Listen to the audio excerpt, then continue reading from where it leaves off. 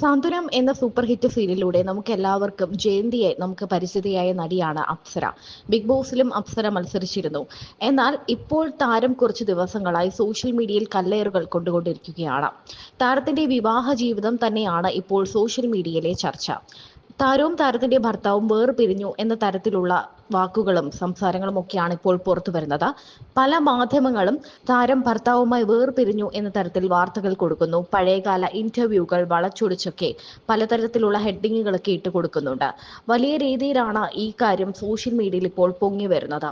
അപ്സര ഭർത്താവുമായി വേർപിരിഞ്ഞു എന്നും സഹോദരന്റെ വിവാഹത്തിന് പോലും ഭർത്താവ് എത്തിയില്ല എന്ന തരത്തിലുമൊക്കെ വാർത്തകൾ എത്തുന്നുണ്ട്.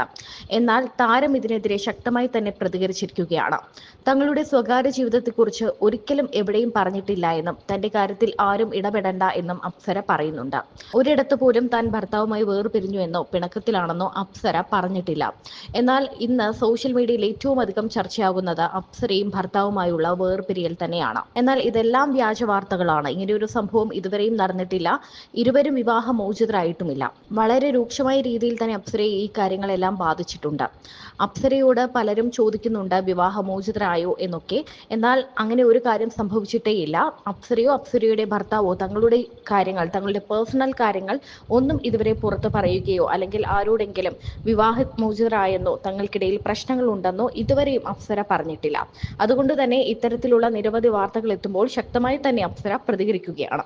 ഞങ്ങള് കല്യാണത്തിന് മുമ്പേ ഞങ്ങളല്ലാണ്ട് തന്നെ വേറെ ആൾക്കാരൊക്കെ പ്രണയിച്ചിട്ടുള്ളതാണ് ഞങ്ങൾ രണ്ടുപേരും. അപ്പൊ അതുകൊണ്ട് അല്ലേ ഞാൻ വേറെ പ്രണയിച്ചിട്ടുണ്ട്. അതൊക്കെ നമ്മുടെ കാര്യം ചോദിക്കണേ. നമ്മുടെ കാര്യം അവർക്ക് ആവശ്യമില്ലാത്ത പോസ്റ്റ് ഒന്നും കൊടുക്കരുത്. അതല്ലേ പറഞ്ഞത്.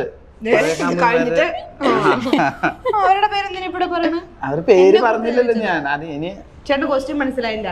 എന്നെ കല്യാണം കഴിക്കുന്നതിന് മുമ്പ് എന്നെ കാണുമ്പോ ചേട്ടൻ അടിവയറ്റിൽ ഇങ്ങനെ കൊടുക്കും.